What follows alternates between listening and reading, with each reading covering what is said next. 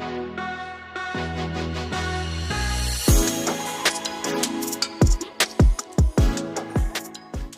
जी फिर से स्वागत है जी आप सबका आपके अपने YouTube चैनल PR पाथवेज में। फिर से एक और धमाकेदार वीडियो लेके आया हूँ आप सबके सामने। कमेंट्स आ रहे थे बीच में, काफ़ी सारी वीडियोस पे कमेंट आए थे कि OINP को कवर कीजिए, जो नए ट्रेड्स ऐड हुए हैं उसको आप प्लीज़ कवर कीजिए। तो मैं उनके रिलेटेड ही उसको डिटेल में कवर करने के लिए ही आज ये वीडियो बनाने वाला हूँ। तो अगर आप नए हैं चैनल पे तो शेयर कर दीजिए फैमिली फ्रेंड के साथ। ये है बेसिकली PR को कवर करता है चैनल, PR पाथवेज को कवर करता है। Doesn't matter which country you are, मैं कवर करता हूँ बहुत सारी कंट्रीज़ को। तो बने रहिए, पूरी वीडियो अंत तक देखिए और समझिए इस प्रोग्राम के नए चेंजेस और एक और धमाकेदार इन्फॉर्मेशन इसके साथ ही कवर करने वाला हूँ। बने रहिए PR पाथवेज में। तो गाइस, जिनको नहीं पता, OINP Ontario immigration nominee programme की बहुत सारी कैटेगरीज़ हैं। मैं काफ़ी डिटेल में लास्ट ईयर वीडियो कवर कर चुका हूं, पर मैं दोबारा से कवर करूंगा जो भी नए हैं उनके लिए। वो मैं लेटर ऑन कवर करूंगा। पहले मैं आज आपको ये बता देता हूं कि OINP का थोड़ा सा बैकग्राउंड दे देता हूं। ओंटारियो इमिग्रेशन नॉमिनी प्रोग्राम में जो नए चेंजेस आए हैं उसके बारे में आपको थोड़ा सा बता देता हूँ। तो पहले क्या होता था कि ये इन डिमांड स्किल ऑक्यूपेशन की जो कैटेगरी है इसमें 22 ऑक्यूपेशंस ओनली थे, मतलब ओनली कुछ ऑक्यूपेशंस थे। इन्होंने नए ऐड कर दिए, 35 और ऐड कर दिए, टोटल इन्होंने बना दिए 56। तो मतलब अगर आप इन नॉमिनेशन और ट्रेड्स में अगर आप आते हैं तो आप अपना अप्लाई कर सकते हैं OINP। देखो, रिक्वायरमेंट बहुत ईजी है। आपको 9 महीने का 9 मंथ्स का एक्सपीरियंस चाहिए, आपको CLB 4 चाहिए और आपको जो भी स्किल ट्रेड्स है लिस्ट में डाल दूंगा उसमें आपकी एलिजिबिलिटी होनी चाहिए। अब फ़ायदा ये है कि अब नए आ गए हैं स्किल ट्रेड्स, तो ऑप्शंस या कह सकते हैं कि अपॉर्चुनिटीज़ और खुल गई हैं। तो बेसिकली OINP का होता क्या था कि Tier 4 एंड Tier 5 में हम एक्सप्रेस एंट्री फाइल नहीं कर सकते थे।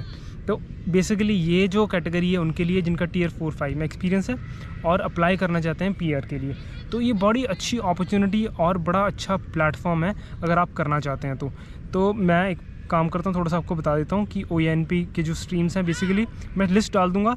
इसमें होम सपोर्ट वर्कर है, केयर गिवर वर्कर है, मीट कटर्स है, कंस्ट्रक्शन ट्रेड्स है, अदर हेल्पर्स है, ऐसे करके बहुत सारे ऑक्यूपेशन हैं, जो 56 ऑक्यूपेशन हैं।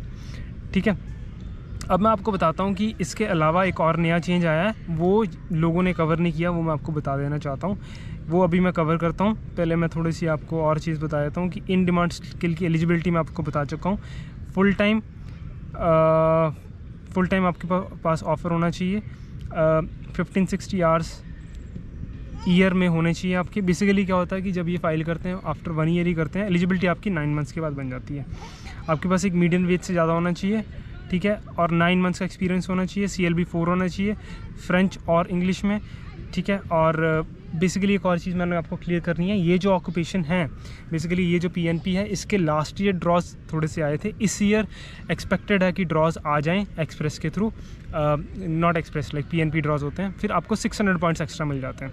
फिर आप फाइल कर सकते हैं अपनी एक्सप्रेस के थ्रू। बट इसमें थोड़ा सा डिफरेंट होगा जहाँ तक मुझे लगता है, क्योंकि ये Tier 4 एंड 5 है। यहाँ पे आपको एक्सप्रेस के पॉइंट्स नहीं मिलेंगे 600, आपको अलग से फेडरल लगानी पड़ेगी, जहाँ तक मेरी अंडरस्टैंडिंग है। तो ये था एक चेंज। 35 न्यू ऑक्यूपेशंस ऐड हो चुके हैं। जो नया चेंज है वो आपको अभी कवर करता हूँ। अच्छा, जो सेकंड मेजर चेंज है, बहुत बड़ा चेंज है गाइज़, इसके बारे में लोगों ने बात नहीं की। तो जुलाई 1 2024 से ये चेंज इम्प्लीमेंट हो चुका है। ये चेंज क्या है बेसिकली, अगर आप नर्सिंग प्रोफेशन में हैं तो पहले क्या होता था, एडिशनल आपको रिक्वायरमेंट फुलफ़िल करनी पड़ती थी, पर अब ऐसा नहीं है। सिर्फ ये 2 रिक्वायरमेंट फुलफ़िल कर लेंगे तो आपकी एलिजिबिलिटी बन जाती है। फ्रॉम जुलाई 2024 से क्या होगा कि ओंटारियो हैज़ जो भी नर्सिंग प्रोफेशंस के थे उनको अंडर कर दिया है express entry human capital priority में and French speaking skilled worker stream के अंदर डाल दिया है।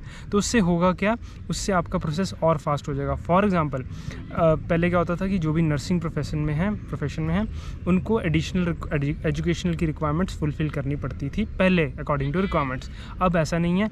अगर आपकी ये 2 रिक्वायरमेंट फुलफ़िल हो जाती है तो आप डायरेक्टली एलिजिबल हो जाते हैं एक्सप्रेस एंट्री पूल में। सो ये रिक्वायरमेंट क्या है, basically they are already registered with college of nurses of Ontario. पहली रिक्वायरमेंट, आपको रजिस्टर्ड होना पड़ेगा college of nurses of Ontario में। Second requirement, they have primary नॉकआउट फॉल अंडर, अगर आपका इन नॉक्स में आता है तो मैं लिस्ट डाल दूंगा, NOC 31300 nursing coordinators and supervisor first. दूसरा NOC 31301 nurses, registered nurses and registered psychiatric nurses. 3rd number NOC 31302 nurse practitioners, 4th 32101 licensed practical nurses. अगर आप इनमें आपका आता है नॉक और आपकी ये एलिजिबिलिटी बनती है तो आप डायरेक्टली एलिजिबल होते हैं एक्सप्रेस एंट्री पीएनपी के लिए। आपको 600 पॉइंट्स वहाँ से मिलेंगे।